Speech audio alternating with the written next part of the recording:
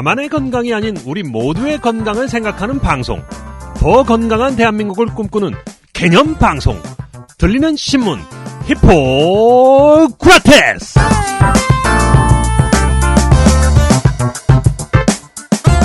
안녕하세요. 박쌤 박재영입니다. 안녕하세요. 김변 김선욱입니다. 히포크라테스 때문에 본업도 있고 방송에 충실하고 있는 김변, 그리고 저도 힘나는 소식인데요. 히구라 팟빵 정기 구독자 숫자가 최근에 크게 늘어났다고 합니다. 네, 창피하니까 말씀 못 하시는가 본데 여기 대본에 60배가 늘어났다고 합니다. 60배. 이게 네. 무슨 바이러스가 늘어나는 속도도 아니고 이게 뭔 60배가 뭐 한 그게요. 두세 배 느는 것도 아니고 60배이 말이 돼요, 이게? 그러니까 지금 네. 팟캐스트를 들으실 수 있는 통로가 여러 개가 있잖아요. 네. 그 중에 하나가 팟빵이라는 사이트인데 네. 거기에 저희가 안코빵 아니고 팟빵. 팟빵, 예, 팟캐스트 방이란 뜻이겠죠. 아, 그래요. 아마. 예. 네. 팟빵. 그 팟빵에 저희가 시즌 3를 시작할 무렵에 팟빵의 정기 구독자가 7명밖에 안 됐다 그럽니다. 근데 지금 거의 한 500명 가까이 돼서 60배 이상 늘어났다고 하더라고요. 그러게요. 야, 이거 참 사실은 애청자가 늘고 있다는 건데 솔직히 뭐 히구라 재미없잖아요. 이거 뭐 내용이 아는 사람만 알고 모르는 사람 모르고 왜 재밌다는 사람도 전 많아. 국민이 뭐 다 들을 만한 내용은 아닌데 그렇긴 해요. 전문적이어 가지고요. 그래서 도대체 어떤 분들이 듣는지 궁금했는데 그렇게 팟빵이라고 그 먹는 빵 말고 여기에 이게 등록하신 분이 500여 분이 500여 아니 그러니까 정도 된다는 거 가끔 아니에요? 들어서 듣는 분 말고 네. 내가 이거를 정기적으로. 매주 듣겠다라고 정기 구독 신청을 하신 분이 500명 가까이 그러게요. 네. 대단히 감사합니다. 예. 네, 앞으로 근데 이제 500명 가까이 됐다고 저희가 기뻐했는데 저희의 이 경쟁 프로그램인 나는 의사다는 10,000명이 넘거든요. 정기 구독자가. 근데 뭐 그 구독자들 수준이 좀 다른. 아우 뭐 히구라 네. 청취자들의 수준이 훨씬 높다고 저희는 네. 굳게 믿고 있습니다. 굳게 믿고 있죠. 그러시죠, 네, 여러분? 네. 대답을 안 하시네. 네. 나이 사는 의사들만 듣는 건 아니잖아요. 그렇죠. 그게. 나이 사는 네. 일반인들이 네. 들으시는 거고 네. 히구라는 아무래도 보건의료 분야에 종사하시는 분들이 많이 들으시죠. 어쨌든 지금 20분의 1 수준인데요. 한 10분의 1 수준까지 올라갈 수 있도록 많은 분들이 더 좀 들어주시면 고맙겠습니다. 네. 어쨌든 그 오랜만에 또 페이스북에 의견이 하나 올라왔는데요.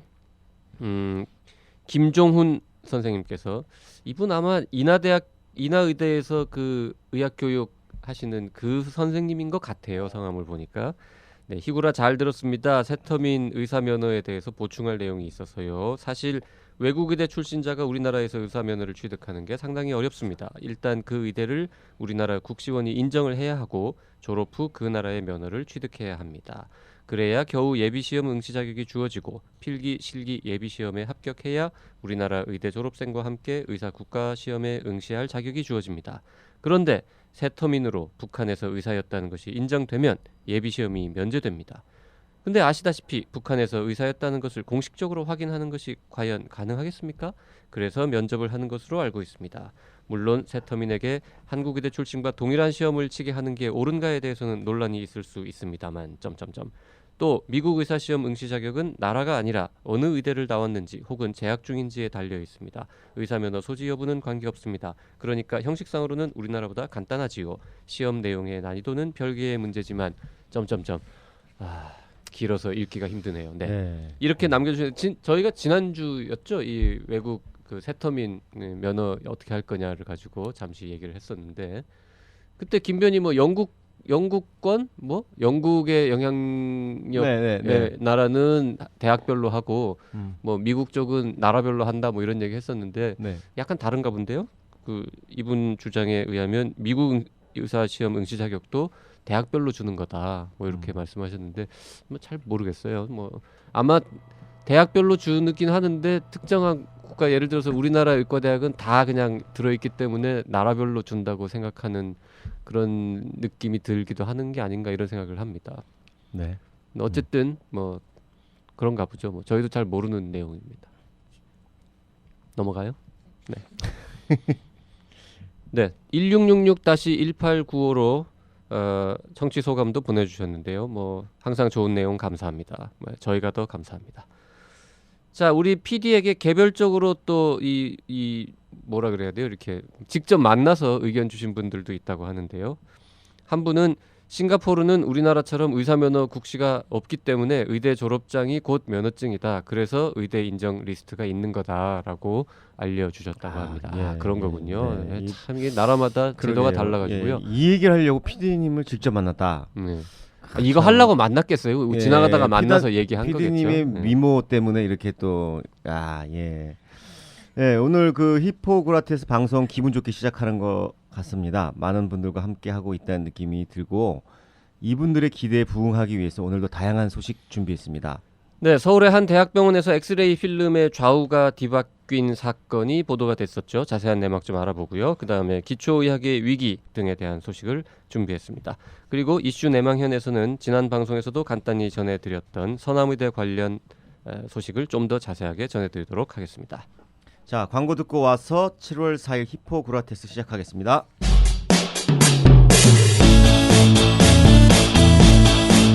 안녕하십니까, 서한샘입니다. 들을수록 건강해지는 유익한 방송, 듣다 보면 빵 터지는 유쾌한 수다, 이름하여 나는 의사다 밑줄짝. 수다쟁이 깜신과 교회 오빠 양깡이 들려주는 건강 시크릿. 매주 화요일 오전 10시 다시 밑줄짝. 나 의사로 오시오. 웰컴.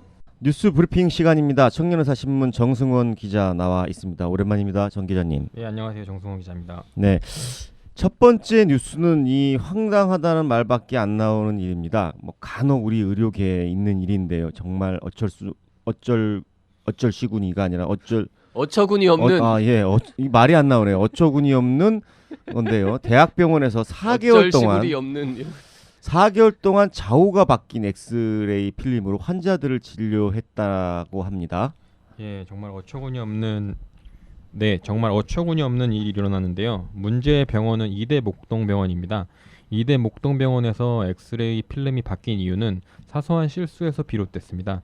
이대 목동병원은 지난해 12월부터 올해 4월까지 4개월간 이비인후과와 소아청소년과, 내과, 가정의학과 환자들의 얼굴 엑스레이를 촬영한 뒤 필름의 좌우를 바꿔 병원 전산 시스템에 올렸습니다. 의사들은 이런 사실을 알지 못한 채 바뀐 필름을 근거로 환자를 치료했으며 4개월간 이렇게 치료받은 환자는 578명에 달했습니다. 그리고 이 중에는 소아 환자도 93명이나 포함되어 있었고요. 병원 측이 이 사실을 발견한 것도 병원 내 환자 안전 시스템이 작동한 것이 아닌 우연에 의한 것이었습니다. 지난 4월 24일에 이 병원에서 광대뼈 수술을 한 환자가 정기 검진에서 엑스레이를 찍었는데 실제로 쇠가 박힌 곳과 필름 영상이 반대로 나온 것을 확인한 것입니다. 그제서야 이 같은 사실을 인지했던 병원 측은 환자가 늘어나면서 지난해 12월부터 원래 코 엑스레이 촬영실이 아닌 다른 곳에서 가슴과 코 엑스레이 촬영을 같이 했는데 이 과정에서 방사선사가 실수를 한 것 같다. 그렇게 해명했습니다. 네. 자, 뭐 일반인들이 들으시면은 정말 어처구니 없다고 느끼시겠지만 뭐 아시다시피 얼굴은 좌우가 대칭이잖아요. 그래서 흉부 엑스레이 같은 거는 이렇게 심장 뭐 이런 위치가 좌우가 다르기 때문에 흉부, 복부 이런 거는 바뀌면 알 수가 있는데요. 얼굴 쪽은 전혀 알 수가 없죠. 그래서 이런 일이 이제 벌어졌다고 하긴 뭐 보이는데요. 이게 피부가 나오는 것도 아니고 그죠? 뼈만 나오는 거죠. 피부가 나오면 뭐 알아요? 점 같은 게 있는 경우도 네, 상처라든지. 네. 네. 그래서 지금 이제 발견된 게 그 광대뼈 수술을 하느라고 철심 같은 거를 이렇게 뼈에다가 뭐라 그래요? 이렇게 박아 놓은 상태로 있었던 환자를 찍었더니 그 위치가 좌우가 이제 구별이 돼서 나타났다는 건데. 근데 어쨌든 그 방사선사는 무슨 실수를 한 거예요? 예, 확인 결과 실수를 저지른 방사선사는 한 명이었고요. 기존 방사선실에서 두부 촬영을 해왔는데 환자 수가 많아지면서 흉부 촬영을 주로 하던 방사선실에서 추가 촬영을 진행한 것입니다. 이 과정에서 장비를 새로 세팅해야 되는 일이 발생했고 이때 좌우를 착각한 방사선사가 잘못된 결과를 전산 시스템에 입력한 것입니다. 그리고 이제 4개월 동안 아무도 이를 알아채지 못한 것이고요. 병원은 수술 환자가 이상하다고 문제를 제기하고 나서야 아까 그 광대뼈 환자죠. 네. 지난 4월 24일에 부랴부랴 전서 조사를 시작을 했고 이제 그 결과 4개월간 엑스레이 필름 좌우가 바뀌었던 578명의 환자 중에서 이를 토대로 수술을 받은 환자는 없었다는 점을 발표를 했고요. 또 편측성 축농증 환자 123명이 코의 위치와 상관없이 약물 처방을 받았다는 것을 확인했습니다. 네. 자, 뭐 그렇죠. 축농증 환자, 네. 오른쪽 코에 이 축농증이 있으나 뭐 왼쪽 코에 있으나 약은 똑같이 가니까 결과는 똑같았다라는 해명인데요. 뭐 하여튼 그래도 그러면 엑스레이 사진 왜 찍었어요? 아니 그러니까 그 축농증이 있는지 없는지 보려고 찍은 거고 왼쪽 코에 뭐가 이렇게 염증 소견이 있는 경우랑 오른쪽 네. 코에 염증 소견이 있는 경우랑 약은 똑같지 않냐라는 거죠. 그러니까 결과적으로는 아니, 그러니까 왜 찍었냐고 그래가지고. 그 염증 소견이 있는지 보려고 있으면 네. 그건 나오니까. 그러니까 네. 시비를 걸고 네. 그러세요. 네. 그래서 궁금해서 물어봤어요. 네. 네. 그래서 이제 그래서 그렇게 이제 해명을 하긴 했는데 뭐 결과적으로 맞는 말이긴 하지만 그래도 뭔가 그 말만 가지고는 좀 해명이 부족한 것 같아요. 만약에 수술을 실제로 하게 되는 환자가 있었으면 더 큰 문제가 될 뻔했잖아요. 예, 다행히도 이들 환자는 모두 수술이나 시술이 필요 없는 경미한 환자였고요. 약물 치료만으로 이제 치료를 할 수 있어서 의학적인 데서는 문제가 없었다고 병원 측은 해명을 했습니다. 그 만약에 수술이나 시술이 필요한 중증 환자의 경우는 또 엑스선 영상 외에도 수술 전에 내시경 검사나 CT 촬영을 한다는 것입니다. 특히 병원은 이번 사건을 병원 전체가 은폐하려 한 적은 전혀 없다면서 다만 이제 엑스선 촬영 담당 부서인 영상의학과가 자체 처리를 하고 경영진에게 보고하지 않았다고 해명하기도 했습니다. 네, 이게 이제 그 뉴스 보신 분들은 아시겠지만 나중에 보니까 최고위층에서는 이 사실을 아예 몰랐다라는 거죠. 언론에 보도되기 전까지는 그러니까 덮었다는 겁니다. 중간에 있는 관리자들이. 네. 그게 더 어쩌면 이렇게 좌우를 바꿔서 기계를 세팅해 놓은 그 실수보다 더 문제가 이런 일이 발생했을 때 쉬쉬하면서 그냥 덮어버렸다는 게 그게 더 큰 문제일 수도 있어요. 재발 방지 노력이라는 게 없잖아요. 그러니까요. 이대목동병원 제가 한번 그 우연한 기회에 가본 적이 있는데 거기 JCI 인증 마크도 있고 그렇더라고요. 그 굉장히 JCI 인증의 요소 중에 하나 이런 위험이라든지 무슨 착오라든지 이런 사고가 발생하면 이게 전반적으로 다 보고되고 뭐 고치고 뭐 이런 게 그렇죠. 돼야지 JCI 인증을 받을 수가 있는데 네, JCI 이렇게 인증 병원이라는 사실이 좀 네. 무색해졌죠. 네, 예, 맞습니다. 이대 목동병원은 JCI 인증을 2번이나 받았고 국내 의료기관 인증도 받은 곳입니다. 하지만 인증을 받았다고 해서 이런 사고를 완벽하게 처단할 수 없는 것도 그 현재 의료계의 현실입니다. 그 때문에 인증 평가 기준을 더욱 강화해야 한다는 지적도 나오고 있는데요. 의료기관 평가 인증원도 이번 사건을 계기로 중대한 의료과실 방지를 위해 환자 안전관리 체계 실태 파악에 나섰습니다. 유사 사례가 발생되지 않도록 사건에 대한 원인을 면밀하게 분석한 뒤 그 정보를 이제 병원 간에 공유를 하고 인증 의료기관의 환자 안전관리 체계 실태를 파악하는 등 사후 대책을 마련할 계획이라고 합니다. 네, 그 지금 그 세월호 그 사건 이후에도 이 문제가 한번 됐었는데 환자 안전 관련 법률 아직도 국회에 계류 중이잖아요. 그거 빨리 통과시켜야 한다는 여론이 더 높아질 것 같아요. 네, 뭐 이런 게 더 왜 통과 안 되는 거예요, 진짜? 비용 예산 이런 문제가 더 있어서 그런 거 아닌가요? 안전은 다 돈이잖아요, 사실은. 네, 그렇죠. 네. 안전에는 돈이 든다. 그래서 네. 저희가 지금 기획 시리즈도 준비하고 있는데, 네. 근데 참 아이러니컬한 거는 의료기관 인증, 뭐 평가 이런 얘기 제도가 이제 점점 강화가 되는데 자꾸 이런 일이 벌어지니까 한쪽에서는 인증 제도 필요 없다. 그 뭐 제대로 걸러내지도 못하는데 그냥 없애자 이런 얘기를 하는데 오히려 더 강화해야 한다라는 이야기를 또 반대쪽에서는 하거든요. 근데 인증 제도가 있는데도 불구하고 이런 사건이 계속 나타나니까 인증을 없애자. 그건 좀 이상하죠, 논리적으로. 인증을 더 강화하자는 쪽이 더 설득력이 있기 때문에 오히려 이런 데는 이제 JCI 인증, 재인증이 안 되는 네. 이 인증이랑 한 번 받으면 끝까지 가는 게 아니라 3년마다 네. 하는 거죠. 네. 뭐 이렇게 되면은 그 분명히 어떤 위험 관리 체계 자체가 잘못됐다. 왜냐하면 보고도 안 되고 그러니까 이런 사건이 예. 발생하면 나중에 JCI 재인증 받을 때 혹시 뭔가 이렇게 점수 같은 게 깎일 것 같아요. 아마 그런 게 있을 것 같습니다. 당연히 그렇게 하겠죠. 그래야겠죠. 예. 네, 뭐 조사 나오고 뭐 앞으로 좀 뭐 더 네. 복잡해질 것 같은데, 네, 이대목동병원 측에서는 이와 관련한 그 보도를 좀 살살 해달라고 저희한테 부탁도 했었는데요. 저희가 하다 보니까 뭐 계속 네, 비판을 하고 있네요. 네. 앞으로 더 분발해서 잘 해주시기를 바랍니다. 다른 소식 좀 알아봅시다. 그 해부학, 생리학, 생화학, 양리학, 미생물학, 기생충학 등 의학의 주축돌 역할을 하는 기초의학을 전공하는 의사들이 있어요? 몰랐네. 네, 있어요. 갈수록 줄어들고 있다면서요. 예. 네. 예, 지난 2000년 이후에 10년간 증가한 기초의학 교수는 같은 기간 동안 증가한 임상의학 교수의 10분의 1밖에 안 된다고 합니다. 그 의학회에 따르면 이제 지난 2000년부터 2010년까지 10년 동안 의대 교수 현황을 살펴봤을 때 기초의학 교수는 1270명에서 1501명으로 231명이 증가한 반면에요. 임상의학 교수는 6102명에서 8741명으로 2639명이 늘어났다고 합니다.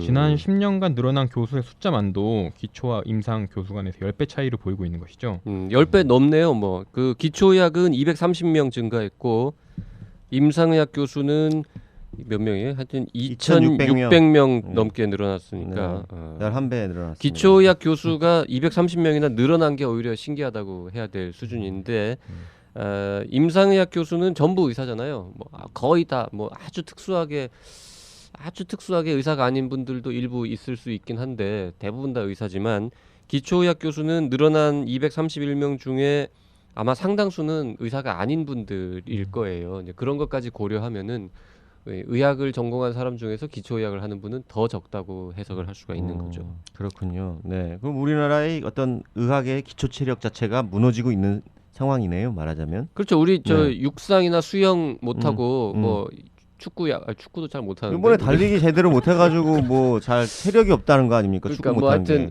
게. 기초 체력이. 기초 체력이 하여튼 떨어진다는 거죠. 네. 예, 이러한 그 수치는 전국의 그 40개 의대를 봐도 알 수 있는데요. 전국 40개 의대의 규모별 기초 교수 수와 임상 교수 수를 비교한 결과에서도 마찬가지로 나타난 것입니다. 그 40개 의대에서 그 기초 교수 수와 임상 교수 수를 비교한 조사에서도 임상 교수는 평균 218.5명인 반면 기초 교수는 37.5명으로 임상 교수의 17.3%에 불과했던 것이죠.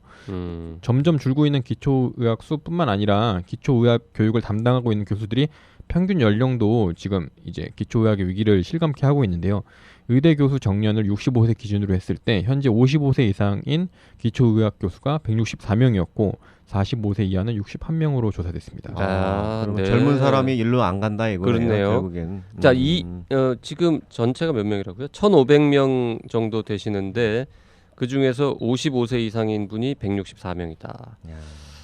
10년 후가 되면 이분들 전부 다 정년 퇴직하고 나면은 네. 뒷배를 이으실 분이 61명밖에 안 되는데. 거꾸로 얘기하면은 지금 의과대학 학생들은 지금 기초의학 분야에 투신하면 교수가 될 확률이 굉장히 높아진다. 그러네요. 쉽게 교수가 될 수 예. 있다는 뜻이죠. 근데 그럼. 네, 기초의학 왜 여기 교수- 안 가려고 그래요? 돈이 안 돼서 그런가? 뭐 아무래도 그 교수님들이 돈 받는 거 월급 받는데 뭐 임상 교수님이 더 많이 받고 기초의학 교수님 적게 기초의학 받고? 교수님들이 월급을 적게 받죠. 아 그래요? 진료 수당이라는 게 없기 때문에. 그 진료 수당은 별개잖아요. 원래 교수님 아니 별개지만 하여튼 돈에 이름 적혀 있는 건 아니니까 수입이 적은 건 맞죠. 진료 수당이 없다. 네. 그러니까 대신- 기초의학 교수님들은 진료 수당 혹은 뭐 진료량에 따른 인센티브 이런 게 적은 대신에 음흠. 방학이 있죠. 방학이 삶의 있습니다. 퀄리티가 좀 있네요. 네, 그러면. 삶의 질은 아무래도 음. 기초의학 하시는 분들이 조금 더 물론 뭐 그분들도 연구하시느라고 바쁘긴 한데 방학이 있다는 거. 네. 그 방학이라는 것 때문에 그게 어떤 유인이 돼서는 안 되잖아요. 방학은 다 있는 거잖아요. 교수님들은. 아니 임상의학을 하는 교수님들은 방학이 없어요. 여름 겨울에 뭐 겨울 방학 때 병원 문 안 닫잖아요. 그러면 네. 뭐 어떤 급여가 보상이 되는 거고 방학이 없는 대신 돈이 보상이 되는 거고 그런가요? 뭐 어쨌든 뭐 그렇게 딱 이분법적으로 말하기는 어렵지만은 네네. 네, 의과대학 교수 임상 교수들의 가장 큰 애로사항이라 그럴까요? 불만은 예. 왜 난 똑같은 대학 교수인데 다른 모든 대학 교수들은 방학이 있는데 예. 우리는 방학이 없냐 뭐 이런 이제 아. 불만을 갖고 계신 거고 네. 기초의학 교수님들은 네, 임상 하시는 분들에 비해서 뭐 월급이나 여러 가지 처우가 좀 나쁜 게 저 애로사항인 거고 뭐 그런 거죠. 어쨌든 기초의학이 발전하지 않고서 이 임상의학이 발전한다는 거는 불가능한 일이잖아요. 예, 그렇습니다. 그리고 우리가 그 따라가는 것밖에 못하죠. 외국에서 해놓은 거를. 음. 근데 우리가 뭔가 좀 이렇게 선도하려면 기초체 게 똑같아요. 그 육상, 수영 이런 종목을 잘해야 다른 분야의 다른 종목도 성적이 잘 나오는 거랑 같은 건데 안타깝네요. 그런 쪽에 대한 어떤 그 정부 정책이나 그리고 또 뭐 사립 대학교 학교의 어떤 지원 이런 것들이 좀 필요할 것 같네요. 그 지금 기초의학을 전공하면은 군 복무할 때 네. 이런 연구 그 방위산업체 뭐 특례 이런 것처럼 네. 그 해당 분야 연구기관에서 근무하면은 그거를 군 복무로 이렇게 좀 기간 인정해주고 뭐 이런 제도가 이제 일부 있긴 한데 네. 그걸 좀 더 좀 늘리자는 얘기가 있는데 그 병무 관련해서는 그게 쉽지 않더라고요.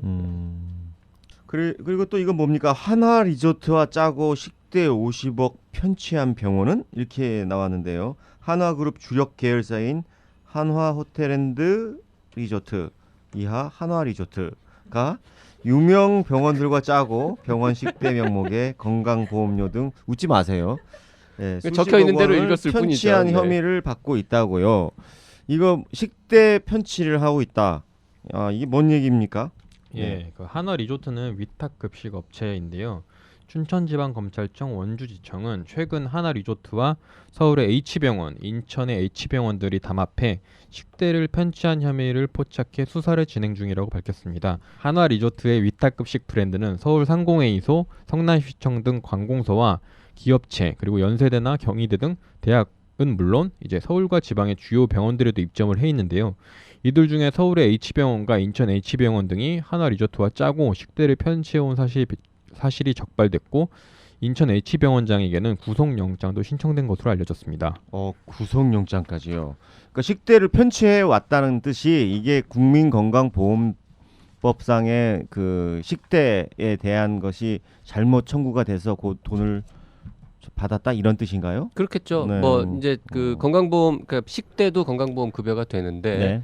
그거를 그 어디까지 설명을 드려야 될까요? 이렇게 그 영양사가 몇 명이 있느냐 뭐 이런 거에 따라 가지고 식대 밥값을 급여를 그 조금 액수가 달라지잖아요. 근데 그 서류를 조작해 가지고 아마 부당하게 글쎄요. 더 받았다 이런 걸 거예요. 그러니까 그게 부당 허위 청구랑 같은 개념일 이게 겁니다. 이제 이게 사기죄라고 얘기했으니까 허위 청구인 것 같고 식대가 이제 두 가지 유형이 있는데 건강보험법상 하나는 직접 병원에서 직원들을 고용해서 영양사들을 고용해서 하면 그걸 직영이라고 그래가지고 직영일 땐 좀 가산을 그 식대에서 공단에서 가산금을 좀 줍니다.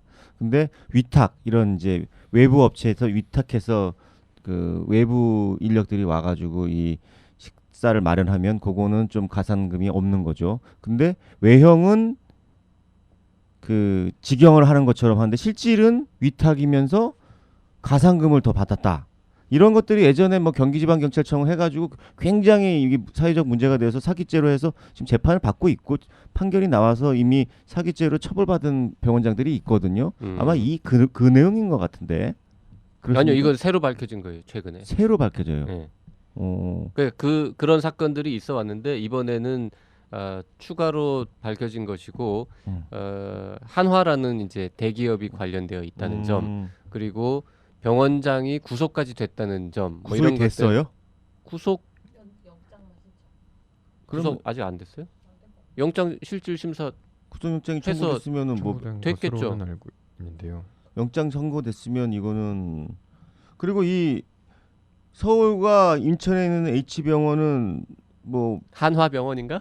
아니죠. 이거는 뭐 한화 계열 이것도 이것도 척추관절 쪽 아닌가요? 예, 뭐 그런 그 것 같은데요. 이니셜만 현 알려진 상태인데 여러 병원들이 의심을 받고 있습니다. 그래서 더욱이 한화 리조트의 급식은 대학병원에도 진출돼 있어서 수사를 받고 있는 서울의 H병원이 혹시 대학병원 아니냐 이런 의혹이 제기되기도 했습니다. 그래서 실제로 서울에 있는 H대학병원 관계자는 이제 또 서울에 있는 H대학병원 하나밖에 없는데 뭘 아니 몇 가지 있습니다.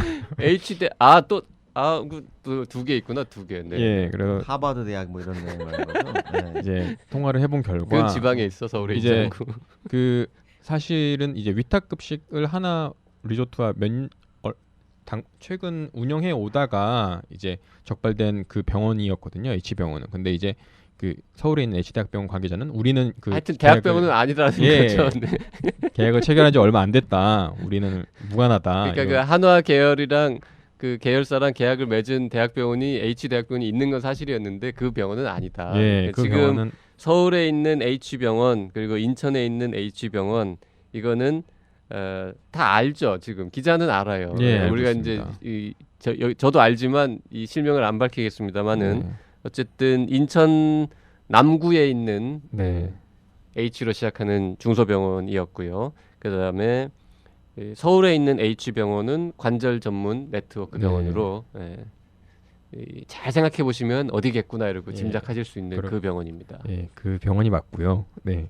특히 인천에 있는 H병원은 이제 취재 결과 최근 중축을 하면서 좀 필요한 자금을 이렇게 식도에서 편취했다는 게 아니냐 그런 의혹이 제기되기도 아니 했습니다. 무슨 공사하는데 밥값을 편취해서 공사를 했다. 이게 뭐 무슨 말이에요? 이게 도대체 난 이해가 안 가네. 자 무슨 이런 업체에서 뭐 보증금을 갖다 확 리베이트처럼 돼서 그 돈으로 뭐 증축을 했다는 건가요? 아니면 무슨 식대를 좀 더 많이 청구를 해가지고 검찰이 밥값 해봤자 얼마 된다고? 검찰이 수사 결과를 아직 공식적으로 발표를 안 했어요. 아 그래요. 그래서 자세한 건 몰라요. 그 원주지청에서 하고 있어요. 예, 원주지청에서 하고 야 있습니다. 그럼 뭐 이거 인천에서 원주까지 조사받으러 다니려면 힘들겠네요, 진짜. 이거 왜 원주지청? 네. 그 원주지청이 어떤 검사가 인지해가지고 그럼 들어간 건가요? 하나엔 이런 뭐 경우는? 하나 호텔 앤 리조트가 네. 그쪽 원주에 뭐 주요 그게 있겠죠. 주요 영업장이 근데 뭐 있다든지. 검사는 원래 그런 거 아니에요? 아무나 수사할 수 있는 거잖아요. 그렇죠. 네. 판사하고 검사의 차이점이 어제 저녁에 아니 관할은 있어야 돼요. 관할.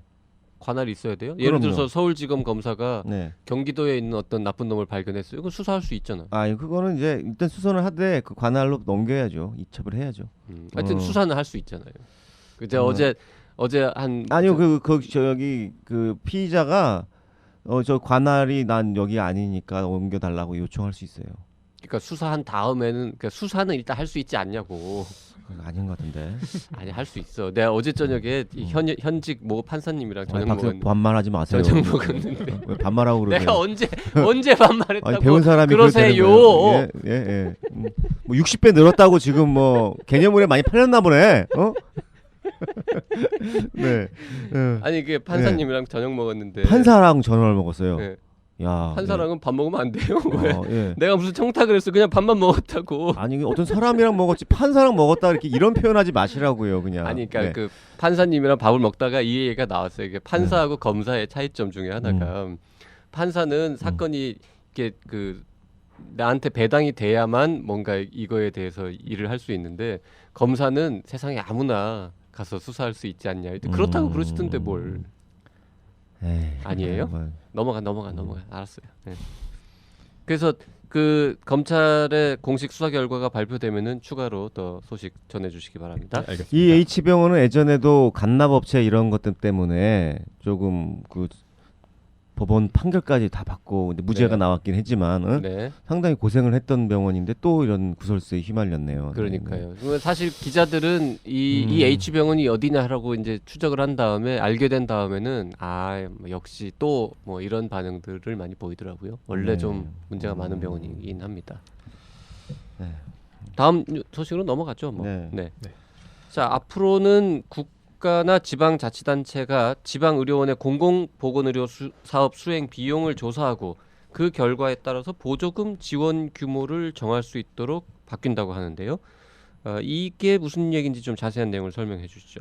예, 보건복지부는 지난달 24일 지방의료원 설립 및 운영에 관한 법률 개정안이 국무회의를 통과했다고 밝혔습니다. 개정안에 따르면 앞으로 지방의료원장의 책임 경영 체계가 확립되고 공공보건의료 사업 수행에 대한 평가와 진단이 이루어지게 됩니다. 여기에 지방의료원을 폐업이나 해산할 경우 안전 조치도 의무화되고요. 지방의료원 업무 상황 등에 대해서 공시 제도도 도입됩니다. 특히 이번 개정안에 따르면 지자체가 지방의료원에 공공보건의료 사업 수행에 따른 비용을 조사하고 그에 따른 보조금 지급 규모도 정하기로 했습니다. 그 보조금 그러니까 공공보건의료에 돈을 더 쓰면은 보조금도 더 주겠다는 뜻이겠죠, 당연히. 예, 그렇습니다. 그리고 또 하나 주목되는 부분이 지방의료원장과 지자체장의 성과계약 체결입니다. 성과계약 체결을 통해서 매년 복지부 장관이 실시하는 지방의료원 운영평가에서 성과계약 이행 여부를 함께 평가하고 그 결과에 따라서 지자체장의 지방의료원장의 해임 요청까지 할 수 있게 되는 것입니다. 성과계약이라는 게 뭐예요, 김변? 글쎄요, 이게 익숙하지 무슨 않은 용어인데. 얼핏 보면 뭐 이거 뭘 잘 하기를 미리 약속을 하고 이런 일들을 하겠다, 성과를 내겠다라고 해놓고 나중에 그게 됐는지 안 됐는지를 확인해서 그 평가에 따라서 네, 뭐 해임 요청까지 할 수 있게 그러니까요. 한다는. 예.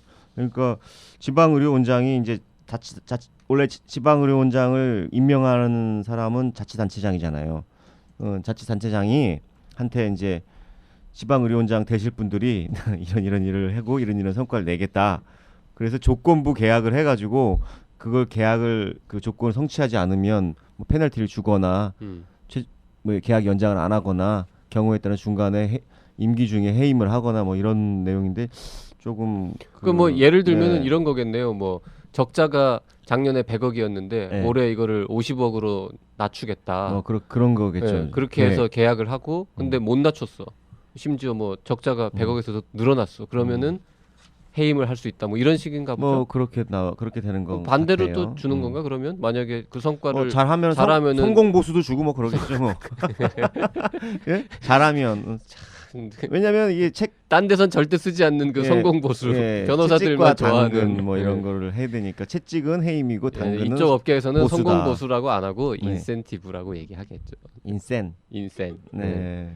근데 정작 이거에 이제 해당되는 그 지방의료원 뭐 장 이런 분들은 반대하는 목소리가 더 크다면서요. 예, 그 지방의료원 운영을 경영이라는 잣대로만 바라볼 경우에 그 진주의료원의 사례처럼 적자 문제로 폐업하는 일이 발생할 수 있다는 것입니다. 실제로 한 지방의료원장은 처음 개정안 마련 시에 경영 수집뿐만 아니라 공공성 평가도 하겠다고 했는데 현재 개정안에는 경영성과를 평가하는 내용이 대부분이라고 토로하기도 했습니다. 앞서 말씀드렸던 공공성과는 상충되는 부분인 셈입니다. 그 평가 결과에 따라서 지방의료원장을 해임할 수 있는 점에 대해서도 우려가 가득한데요. 지자체장이 이를 무기로 지방의료원장에게 경영 효율성에 집중된 운영을 강요할 수 있다는 것입니다. 결국 이는 진주의료원 폐업 당시에 홍준표 경남지사가 내세운 효율성의 논리와 같은 맥락이라는 것입니다. 성과계약제는 진주의료원 폐업 발표부터 투쟁을 해온 보건의료노조도 반대해온 부분인데요. 보건의료노조는 성과계약제에 대해 의료원장으로 하여금 인건비를 축소하고 흑자 달성 등 이제 수익성 목표만 세우게 하고 이를 이행하지 않을 경우 해임으로 몰아가게 되는 근거가 될 것이라며 지방의료원의 공공성 후퇴를 우려하기도 했습니다. 그럼 뭐 그렇네요. 반대하는 쪽의 목소리가 그럴듯하게 들리는데요. 김변 어떻게 생각하세요? 이게 그 공공의료기관인데 평가 물론 이제 성과를 계측을 하고 그 성과에 따라서 뭐 벌을 주는 거는 있을 수 있는 일이긴 한데 네. 그 지표를 뭘로 삼느냐가 이제 중요할 거 아니에요. 근데 이제 그러니까요. 예. 공공의료기관 본래의 기능을 잘 수행했을 때 점수를 잘 받는 게 아니라 그냥 장사를 잘했을 때 돈을 많이 벌었을 때 좋은 그 평가를 받는 시스템이라면은 이 제도 이런 방향으로 가면 안 되는 것 같은데. 글쎄 이 평가를 하시는 분들이 평가 지표를 만드시는 분들이 단순히 그런 경제적 논리만 갖고 하겠습니까? 뭐 공공성 평가도 할 테고 뭐 여러 가지 평가도 하겠죠. 근데 그 성과 계약 그 예. 내용은 지자체장이 알아서 정하는 거 아니에요? 정부가 정해놓는 게 아니라? 그렇죠. 그러니까 결국 지자체에서 그 공공의료기관이 맡고 있는 역할을 제대로 하고 있느냐를 가지고 평가를 할 텐데 제가 우려하는 부분은 그냥 그 방만한 경영을 하는 것도 지양돼야 되고요. 그럼요. 그건 뭐 당연한 말씀인데 뭐 또 어려운 문제네요. 네, 그렇다고 해서 거기에서 마치 거기가 그냥 구태에 의연하게 계속해서 그냥 뭐 철밥통처럼 공공의료기관이다 해서 거기 자리 차지하고 앉아가지고 비용만 늘리고 있는 그런 것도 바람직하지는 않죠. 그렇죠. 늘 같은 문제가 반복되는 네. 거죠. 너무 방만하게 운영되면서 그냥 철밥통으로 있는 곳이 있기 때문에 그런 쪽에 제재를 하려고 보니까 정말 열심히 하는 또 좋은 공공의료기관한테는 오히려 또 막 맞습니다. 어떻게 하면 좋아요? 네. 좋은 대책 없어요, 김변? 잘 해야죠. 잘. 이거 잘 아실 겁니다. 솔직히 그 안에 계신 분들이나 그 운영하시는 분들이 뭐가 문제인 거는 잘 아실 거예요.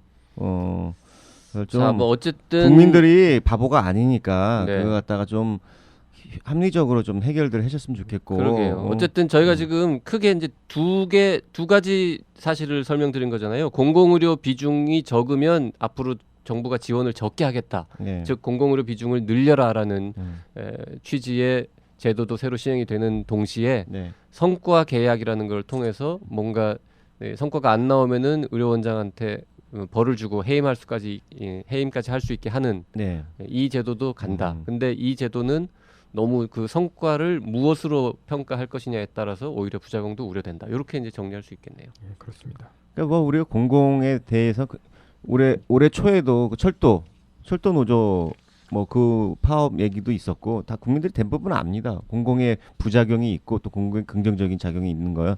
아니까 그게 두 가지가 잘 이렇게 조화를 이루어 가지고 해결이 돼야죠. 그래야겠죠. 네. 그렇게 현명한 국민들이 늘어날수록 우리 보건의료 제도가 더 발전할 것이라고 믿습니다. 네. 자, 지금까지 정승원 기자와 함께 한 주간 있었던 보건의료 분야의 여러 뉴스들 들어봤습니다. 예, 감사합니다. 네.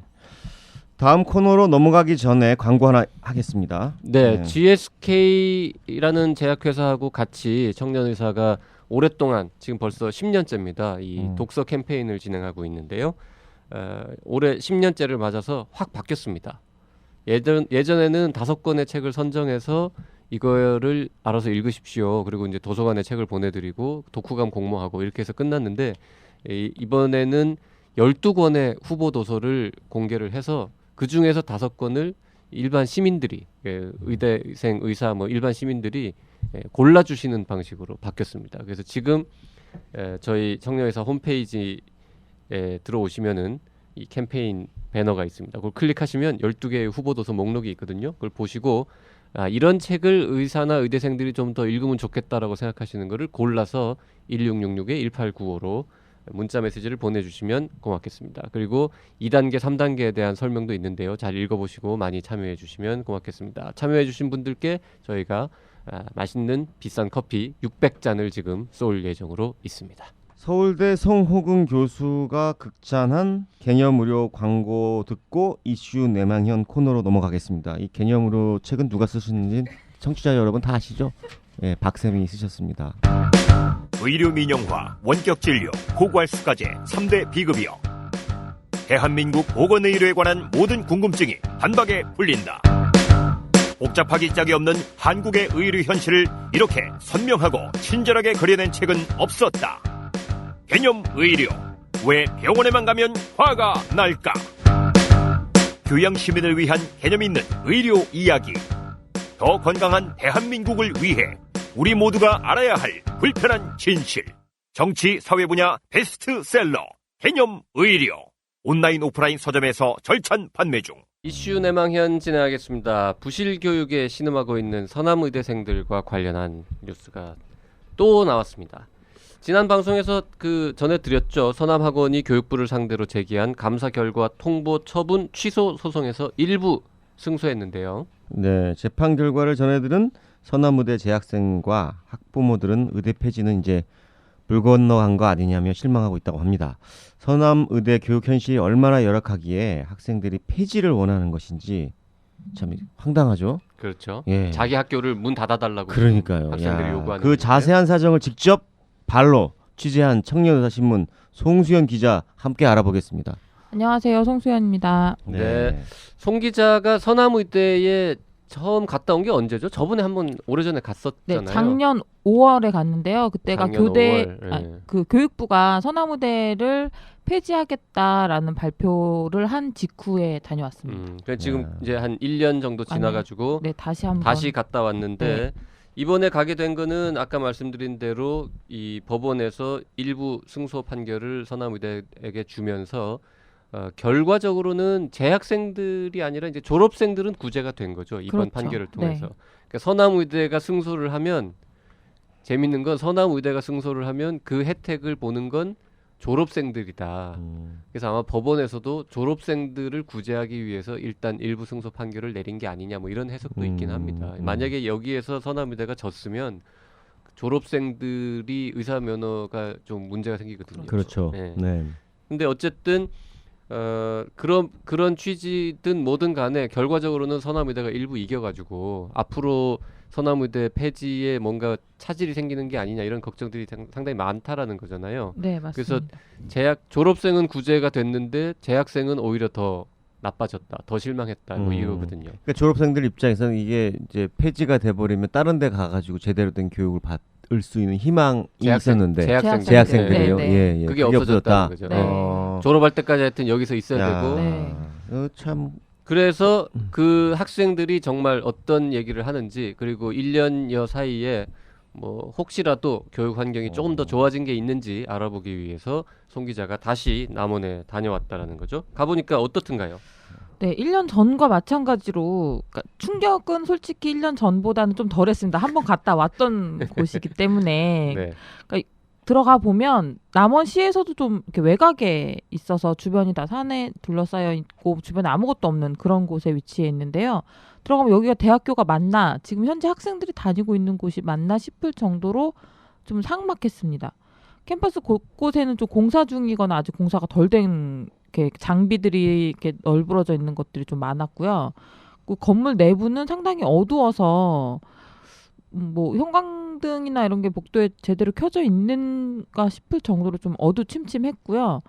또 건물은 좀 꽤 많아 보였지만 학생들한테 물어보니까 그 건물들 중에 사용하는 게 기숙사, 남녀 기숙사 각각 한 동씩을 빼고는 한 3개 정도라고 하더라고요. 3개 정도 외에는 사용을 하지 않고 있고 학생회관 곳곳이 공사 중인 건 뭐예요? 그 공사 중이라는 건 뭔가 이렇게 건물을 계속 새로 짓는다는 뜻 아니에요? 근데 멈춰져 있는 거죠. 그 계속 공사하고 있는 게 짓다 만 거군요. 네네. 학생회관 건물이 지금 현재 공사 중처럼 이렇게 짓다 말았는데 말한 게 이게 18년째 계속 그 상태라고 합니다. 아하. 18년째 공사 중이에요? 네네. 완공도 하지 못한 채 그냥 왜요? 그러고 돈이 있는 거죠. 없어서? 뭐 그런 얘기도 있고요. 네. 학생회관은 그렇죠. 예, 학생회관 지을 돈이 있으면은 그렇죠. 딴데 복사비도 없다 뭐 이런 얘기 옛날에 맞아요. 들었어요. 네. 그리고 도서관 건물도 도서관은 건물은 있는데 이게 건물이 기울어지고 있다고 합니다. 그래서 현재는 폐쇄돼서 사용하지 않고 있고요. 그리고 뭐 안에 들어가 보면 그 학생들을 생각하면 웃으면 안 되는데 도서관이 기울어져서 폐쇄됐다고 하니까 이렇게 좀 실소가 나오네요, 진짜. 네, 맞아요. 그리고 이게 안으로 들어가 보면 건물들이 상당히 많이 낡았어요. 시설들이 녹슨 곳도 상당히 많았고 화장실을 보니까 화장실 문짝이 떨어져 있는데도 그냥 그대로 방치돼 있는 곳들도 많았고.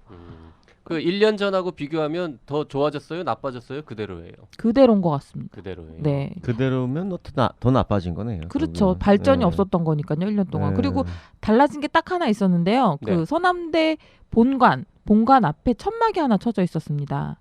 그 이용아 그 서남학원 그 전 이사장이었죠. 네. 지금 실제 실제 소유주. 네. 지금 구속된 상태인데 그 사람을 비판하는 그 내용이 적힌 그런 천막이 쳐져 있는 플랜카드와 함께. 뭐 농성장 이런 걸로 네, 쓰는 천막인가. 맞습니다. 네.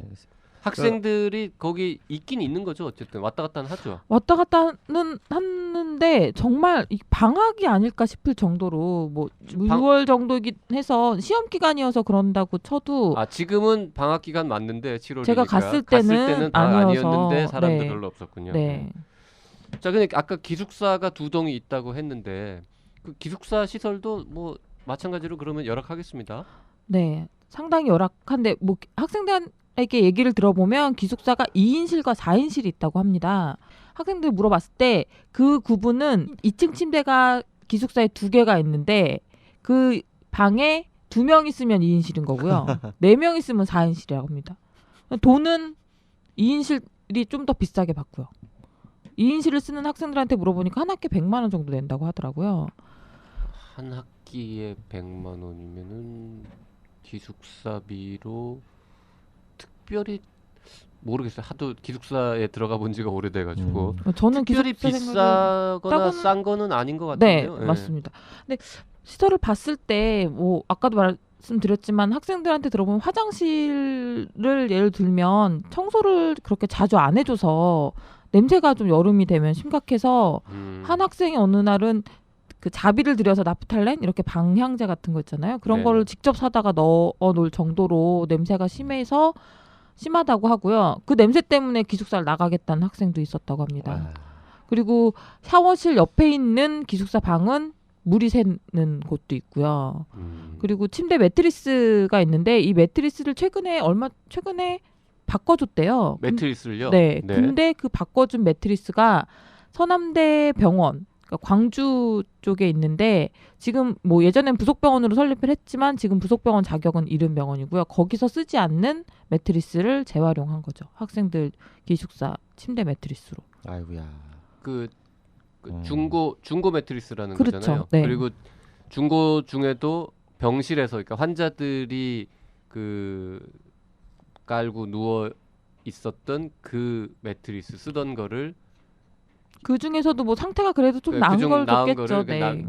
그 병원에도 지금 환자가 별로 없으니까 그렇죠. 그 매트리스가 남아 도니까 그거를 가져다가 바꿔줬다는 건데 네. 그러면은 뭐 병원에서 환자들이 쓰던 거를 기숙사에 갖다 주는 것 자체도 좀 뭔가 말이 안 돼 보이지만 그 기숙사에 원래 있던 매트리스는 얼마나 나빴으면 그러니까요. 네, 제가 병실에서 쓰던 거를 갖다가 네, 사진상으로도 봐도 저희가 지금 청년사신문 719호에 관련된 사진들이 담아져 있기는 한데 그 사진들을 보셔도 아마 상황이 정말 열악하구나라는 걸 알 수 있으실 텐데 여름만 되면 이렇게 더워서 창문을 열어놓기도 하잖아요. 근데 열어놓을 수가 없는 게 그런 날파리들이면 이런 게 나방이며 이런 게 너무 많이 들어와서 문을 닫고 있어도 들어온다고 합니다. 그 창문 틈 사이로. 그래서 평상시에 신문지 같은 걸로 창문 틈새를 막고 지내야 할 정도라고 하더라고요.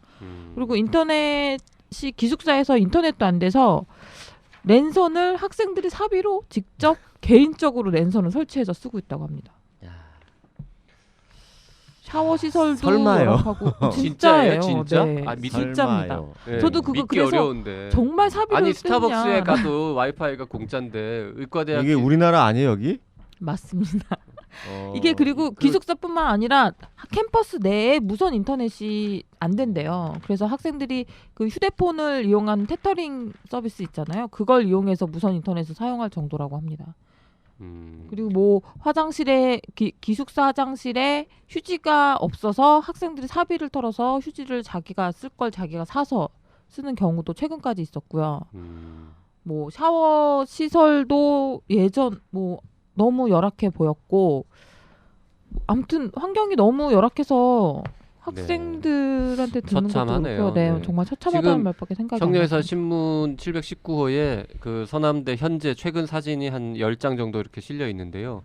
보면은 어떤 느낌이 드냐면 그 공포 영화 같은 거 찍으면 참 세트로 적당하겠다 싶은 그런 느낌이 들 정도로 이게 의과대학 건물 내부 시설이라고는 별로 생각이 안 드는 그런 풍경들이 있네요. 자, 근데 뭐 기숙사나 뭐 저기 샤워실, 화장실은 사실 뭐 의과대학 교육 자체의 본질적인 부분은 아니잖아요. 근데 상황이 이렇다 보면 당연히 교육도 여전히 부실하게 제대로 안 이루어지고 있겠죠? 네, 맞습니다. 뭐 도서관이 아까 건물이 기울어져서 못 쓰고 있다고 하니까 당연히 도서관은 없겠죠. 그리고 뭐 열람실 같은 것도 너무 부족해서 본과생 위주로 쓰고 예과생들 같은 경우에는 강의실에서 공부하거나 기숙사 방, 뭐 자취방 이런 데 가서 써야 하는 상황인 거고요. 인근에 제일 가까운 도서관이 남원 시립도서관이라고 합니다. 택시를 타고 한 15분 정도 걸린다고 하는데 거기에 가서 이제 책을 보려고 해도 그쪽에 있는 책을 봐야 되죠. 학생들 상태로는 의학 관련된 서적을 마음대로 볼 수 있는 상황도 아닌 겁니다. 네. 그리고 교육적인 뭐 시설뿐만 아니라 교수님이 주는 강의 자료를 파일로 주면 그걸 직접 학교 밖에 있는 문구점까지 가서 복사를 해와서 사비로 복사를 해서 쓰는 복사기가 없어요. 네 안에. 학생들을 위해 쓸 수 있는 복사기가 단 한 대도 없다고 오 합니다. 마이 갓. 그래서 각자 이렇게 돈을 객출해가지고 그걸 네. 모아서 복사도 하고 이러고 있는 상황이라고 합니다. 아, 이거는 뭐 진짜 열악하네요, 진짜. 네, 정말 예. 열악합니다. 그리고 학생들이 서나무대 졸업생들이 좀 기금을 마련해서 이걸 좀 후배들을 위해서 뭔가 마련을 해줘야겠네요. 이거 참. 근데 그런 정도의 돈으로 해결할 수 있는 상황이 너 아니에요? 아닌 거죠. 예. 네. 그리고 뭐 교수들, 그러니까 학생들이 아니 하는 졸업생들 뭐 인턴 레지던트인데 걔네가 돈 모아서 뭐 이걸 어떻게 해결하겠어요. 빨리 이 돈 많은 응? 설립자 이런 분들이 어떻게든 해결을 하든지 아니면은 문 닫아야죠. 이 정도면. 네. 전문가들이 다 얘기하잖아요. 전 뭐 못 가봤습니다만은 송 기자뿐만 아니라 이제 의과대학 그 무슨 교육 평가 인증원 뭐 이런 거 하시는 분들이 많은 분들이 가봤단 말이에요. 실사를. 그리고 국회의원들도 가보고 뭐 그렇죠. 그랬었잖아요. 갔다 오신 분들의 한결 같은 반응이 문 닫아야 된다. 더 이상 요즘 그 용어로 노답이다. 여기는 답이 없다. 문 닫는 거 말고는 그런 말씀들을 하시더라고요. 학생들이 하는 말이 도서관이 없어도 좋고 뭐 시설이 이렇게 열악해도 좋은데 제대로 수업만 제대로 받을 수 있으면 좋겠다라는 말을 하더라고요. 근데 이 수업이라는 것도 상황이 이렇다 보니 제대로 이루어지지 않고 있는 것 같았는데요. 그 더욱이 올해 초에 서남학원 재단 측과 교수들이 좀 갈등을 빚으면서 재임용 대상 82명 중에 57명이 재임용을 거부당했습니다. 근데 뭐 서남대와 교육부 측에서는 이 교수들 중 상당수를 다시 그 시간 강사로 채용해서 현재 학생들의 수업을 맡겼다고 하고 있는데요. 근데 이것 때문에 학생들이 한동안 그 학점 불인정 공부에 떨어야 했는데 그 이유가 올해 초에 그 수강 신청을 다 끝낸 후에 학교에 대자보 하나가 붙었다고 합니다. 그 대자보에는 재임용되지 않은 교수들이 강의를 하고 있어서 학점이 인정되지 않을 수도 있다라고 하면서 재임용되지 않은 교수들의 명단이 쭉 나열돼 있었습니다. 아니 참 신기한 게요. 재임용을 거부당했다라는 건 재단 측에서 그 사람들을 잘랐다는 얘기잖아요. 맞습니다. 쉽게 말하면. 네. 근데 자른 다음에 그 사람들을 시간 강사로 다시 채용했다고요? 네, 그만큼 학생들 왜 잘랐어요, 당장 그러면? 가르쳐야 되는데 없는 거죠. 그러니까 왜 잘랐냐고요. 그 재단하고 갈등을 빚어서 교수들을 잘랐는데 그 자른 다음에 다시 시간 강사로 임용하는 그 참. 그리고 거기 교수들도 주로 다 대부분 다 이제 의사들일 텐데.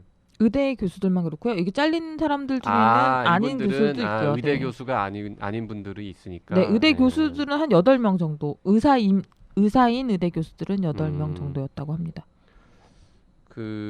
그래서 이 학생들은 정년 퇴임하고 다른 대학에서 정년 퇴임하고 오신 원로 교수들이 제일 좋다. 뭐 이런 네, 얘기도 했다고요. 맞습니다. 그 현재 수업을 하고 있는 교수들 중에는 뭐 인근 대학에서 정년 퇴임을 하고 이제 이쪽에 와서 학생들을 가르치는 교수들이 있는데요. 그 교수들의 수업의 질이 제일 좋다고 학생들이 얘기할 정도입니다. 그러니까 다른 그럴 것 같네요. 네, 뭐. 다른 교수들이 하는 수업은 저 사람이 교수가 맞나 싶을 정도로 박사학위가 있는 사람일까라는 의심이 들 정도의 수준이라고 하더라고요. 학생들의 말에 의하면. 근데 그리고 대부분의 교수들이 학기 초가 되면 올해 한 학기에 이런 걸 가르치겠다고 강의 계획서 같은 걸 학생들에게 나눠주잖아요. 네. 그걸 나눠주는 분도 다른 학교에서 정년 퇴임을 하고 이쪽 서남대로 와서 학생들을 가르치는 그 교수밖에 없다고 합니다. 아니 강의 1년 동안 강의 계획서를 안 주는 교수도 있어요? 대부분이 안 준다고 하던데요. 여기는. 왜 계획 자체가 없지 않고서야 참 신기하네요. 그러니까 정말 정상적인 딴 나라 이야기 정상적인 교육 같아요. 시스템을 네. 갖췄다고 할 수 없는 대학인 겁니다. 이거- 학생들의 말을 들어. 이건 뭐예요? 한옥의 이해, 자동차의 이해, 일본 문화의 이해를 한 사람이 가르친다. 뭐 이건 뭐예요? 네, 이게 이런 건 왜 가르치는 거예요? 교양 과목 중에 하나인 참. 건데요. 예과생들이 아 교양 과목으로 몇 학점을 채우긴 해야 되니까. 네, 맞습니다. 네. 그러면서 학생들이 예를 들어서 설명해 준 게 한옥의 이해, 자동차의 이해, 일본 문화의 이해 이 얘기를 하더라고요. 그래서 그게 각각의 교수들이 이렇게 했나 보다라고 했더니 한 강사, 시간 강사라고 합니다. 한 시간 강사가 이런 강좌를 한꺼번에 개설을 해서 가르치고 있다고 합니다. 도대체 전공이 뭐냐고 물어봤는데 요번에 그것도 모르겠다고 하던데요. 요번에 학생들은. 세월호 사건 때문에 유병원 뭐 구원파 뭐 관련해 가지고 이런 보도가 되면서 진짜 우리나라 이 좁은 나라에서 정말 말도 안 되고 이해가 안 되는 일들이 버젓이 진행되고 있는 게 사회 도처에 있네요, 이게. 네, 예? 그래서 박인숙 의원은 이홍아가 의학교육계 유병언이다라는 야. 말을 할 정도니까 네, 그 말이 딱 네. 맞는 것 같습니다. 참. 그 참 이 뭐 어처구니가 없네요. 당연히 그 대학은 연구기관으로서의 뭐 실적 같은 것도 전혀 없죠. 전혀 없겠네요, 네. 진짜. 네, 그 교육부가 한국대학교육협의회와 함께 그 대학 알림위에 공시한 결과를 좀 보면요. 그러니까 1995년에 의대를 설립한 7개 대학이 있습니다. 거기에 서남대도 포함되고요. 이 중에 서남대만 유일하게 2013년도에 교내나 교외 연구비가 한 푼도 없었습니다. 그 7개 대학 중에서 서남대만 그렇게 써요. 나머지 모든 대학에 교내외 연구비가 한 푼도 없는 대학이 어디 있겠어요. 유일한 거죠, 이거는. 뭐 네. 그렇죠. 네. 그리고 뭐 발표된 SCI급 논문도 한 건도 없었고요. 전임 교원 수는 28명에 불과했습니다. 의대의 경우 1인당 장학금이 11만 4,500원으로 그러니까 성균관 의대도 1995년에 설립됐는데 여기는 493만 원 정도인데 아. 여기에 40분의 1도 안 된 상황이고요. 네. 이 장학금 얘기를 하니까 학생들한테 또 들었던 얘기가 생각이 나는데 지금 의대 학생들이 받고 있는 장학금이 1등과 2등한테만 준다고 합니다. 1등 아니면 2등한테만 주는데 그것도 지급이 제대로 안 되고 있다고 하더라고요. 그리고 네. 입학할 때 수석으로 입학을 하면 6년 전액 장학금을 주는데 네. 첫 학기에는 무조건 주고 그 다음 학기부터는 그렇죠. 학점 보통 3.0만 넘으면 주게 되는데 네. 그것도 한 푼도 못 받았다고 하더라고요. 3.0이 넘었는데도 네, 첫 학기 장학금도 못 받았대요. 그 약속된 장학금을 안 주는 것도 채권 채무 관계 아니에요? 이렇게 따지면은 나한테 물어본 거예요. 네. 네. 누구한테 물어보겠어요? 아니 이렇게 대학에서 수석 음. 입학자한테 6년간 전액 장학금을 주겠다라고 약속을 그러니까 채권 한 채무 것도 관계보다는 채권 그 채무 채무 불이행 아니냐는 거지 일종의 그뭐 채무라고 하긴 좀 이게 원래 그렇지만, 예. 면제 아니에요? 저 학비를 면제시켜 주겠다는 거지 돈을 줘서 그걸로 학비를 내라 이런 겁니까? 근데 그 학생은 이게 그 학생은 학비를 내고 수석으로 들어왔는데도 첫 학기부터 학비를 내고 다녔대요. 지금까지 내고 다녔어요. 내라고 참 고지서가 갔겠죠. 희한하네요. 네, 면제를 안 시켜주고. 그러니까 이 부분은 제가 기사에는 쓰지 않았는데 그 이유가 음. 서남대 쪽에 아무래도 한 번 더 확인을 하고 기사화해야 네. 될 것 같아서 근데 서남대가 어쨌든 전화를 안 받아서 그렇게 장학금을 안 주다 보니까 1인당 이게 아마 1년이겠죠. 1인당 1년 평균 장학금이 11만 원밖에 안 된다. 네. 그것도 놀랍지만 성균관 의대의 장학금 액수도 놀랍긴 하네요. 역시 삼성입니다. 1인당 평균 1년에 받는 장학금의 액수가 493만 원이다. 이야. 거의 전부 다 받는 느낌이죠, 이 정도면? 아니죠. 뭐 그거 그 요새 한 학기가 한 학기 등록금이 500씩 네, 1,000만 원이 본과생들은 그럼 반 넘잖아요. 정도가 네. 장학금을 받는다는 건가요? 반은 안 되죠. 이게 1년에 493만 원이면은 네. 한 4분의 1 정도 되는 거죠. 아니죠. 쿼터. 1년에 한 학기에 1,000만 원이라고 한다면 한 학기에 천만. 이 성균관은 의전원 아니고 의과 대학 아니에요? 몰라요. 의대. 하도 요새 바뀌어가지고 어. 한 학기에 1,000만 원이에요? 아니에요. 지금 어. 의과 대학은 한 학기에 5,600만 원, 그러니까 600만 원 뭐 정도. 그렇다고 한다면은 뭐 예. 하여튼 반 정도 되겠네요. 네. 반 또는 성균관 의대는 3분의 1 장학금 정도. 참 많이 주네요. 네. 음. 그 저기 전주예수병원 임상실습은 어떻게 돼가고 있어요? 거긴 좀 그래도 잘 되나요?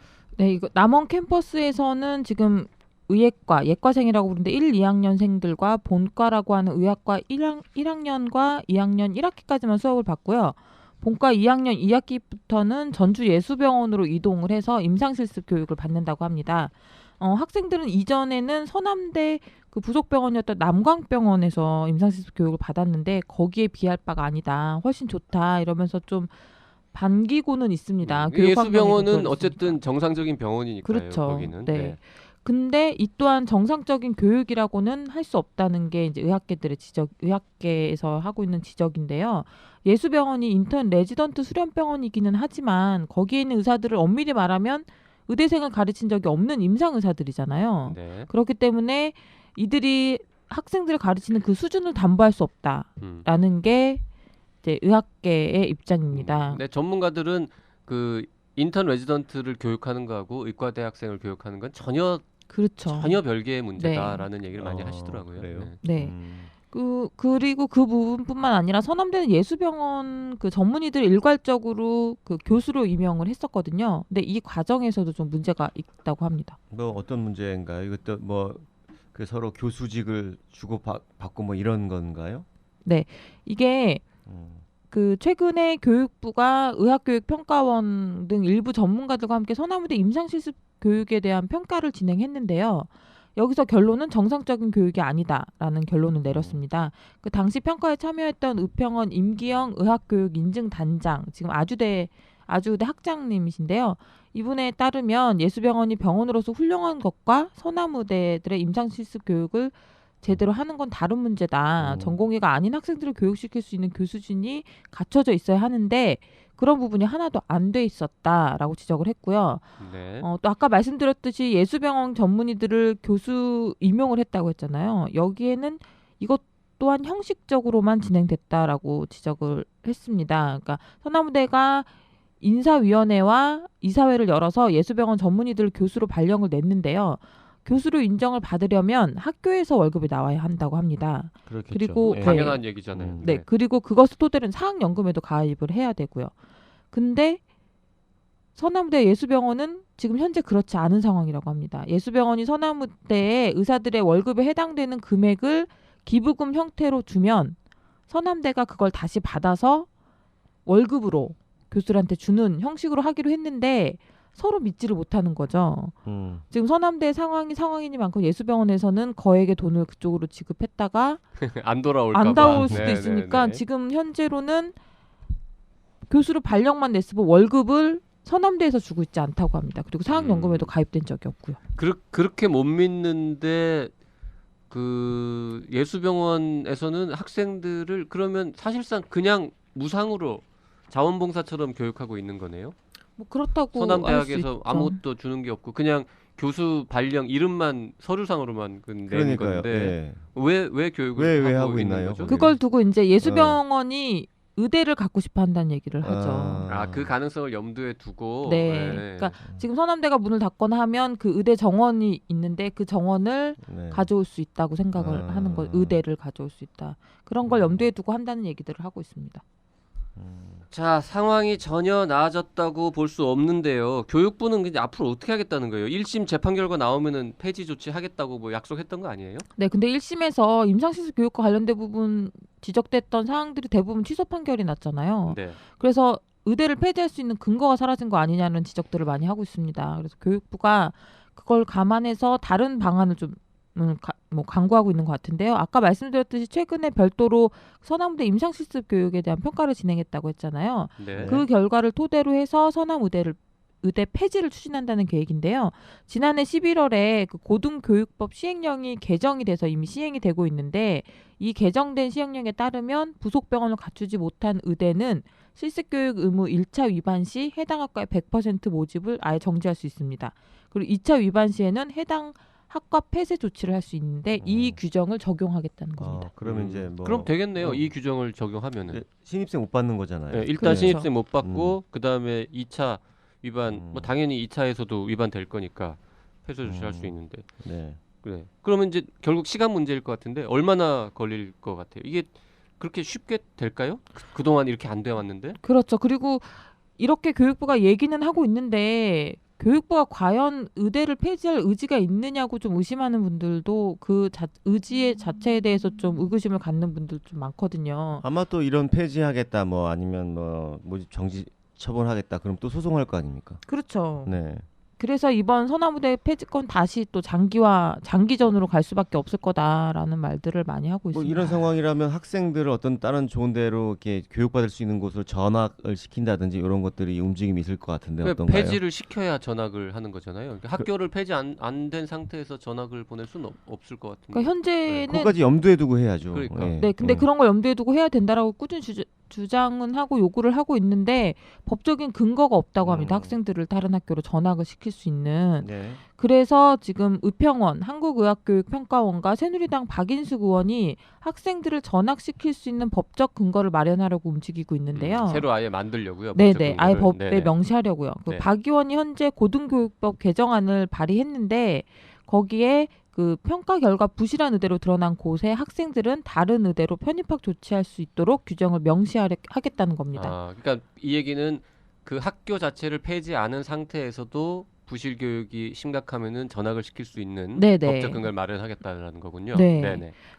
의평원대 의학계에서는 이미 법학전문대학원이 그렇게 하고 있다고 하면서 그걸 모델로 삼고 있는데 법학전문대학원 그 규정을 좀 보면 법학전문대학원 설치 운영에 관한 법률에 따르면 법학전문대학원 평가위원회가 있습니다. 네. 여기 평가위의 평가를 통과하지 못해서 시정명령을 받은 법학전문대학원이 이를 지키지 못할 경우에 인가를 취소할 수 있는데요.